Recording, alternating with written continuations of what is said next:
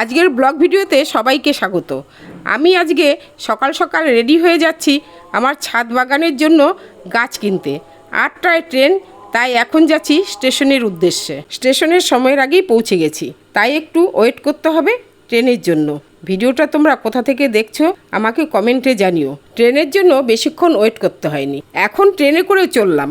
আমার গন্তব্য পূর্বস্থলী স্টেশন। 30 মিনিটের মধ্যেই পৌঁছে গেছি পূর্বস্থলী স্টেশনে 1 নম্বর প্ল্যাটফর্ম থেকে নামলেই নার্সারি শুরু, তাই হেঁটে হেঁটেই চললাম আমার পছন্দ মতো একটা নার্সারিতে।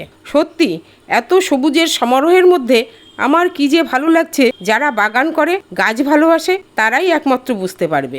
আমি এখন গাছ দেখতে ব্যস্ত, কোনটা ছেড়ে কোনটা কিনবো বুঝতে পারছি না। এই নার্সারিটা কিন্তু অনেক বড়। এখান থেকে বেশ কয়েকটা গাছ কিনেই চলে এসেছি আরেকটা নার্সারিতে।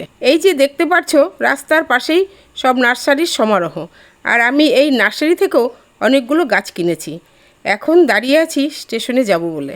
ভিডিওটা যদি তোমাদের ভালো লাগে একটা লাইক কমেন্ট করে দিও। স্টেশনের 3 নম্বর প্ল্যাটফর্মে চলে এসেছি, অপেক্ষা করছি ট্রেনের জন্য। আজকের ওয়েদারটা খুবই গরম। আচ্ছা, এতদূর পর্যন্ত ভিডিওটা তো দেখেই নিয়েছো, তাহলে তোমরা দেখবে না আমি কি কি গাছ কিনেছি। এই দেখো, এটা হলো একটা জেট প্ল্যান্ট, আর এটা হলো আর একটা আলাদা জাতের জেট প্ল্যান্ট। এই হলুদ টগরটাও কিনেছি। ছাদ বাগানের জন্য একটা রাবার গাছও নিয়েছি।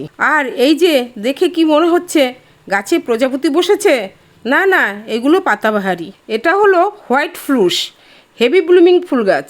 এটা হলো হলুদ রঙের বোগেনভেলিয়া, আর এটা সাদা এবং থোকা বোগেনভেলিয়া, এটাও হেভি ব্লুমিং ফুল গাছ। এটা হলো রেড ফ্লুস, যখন ফোটে খুব সুন্দর লাগে।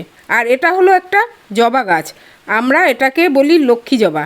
তোমরা কী নামে ডাকো কমেন্টে জানিও। ভিডিওটা তাহলে এখানেই শেষ করলাম।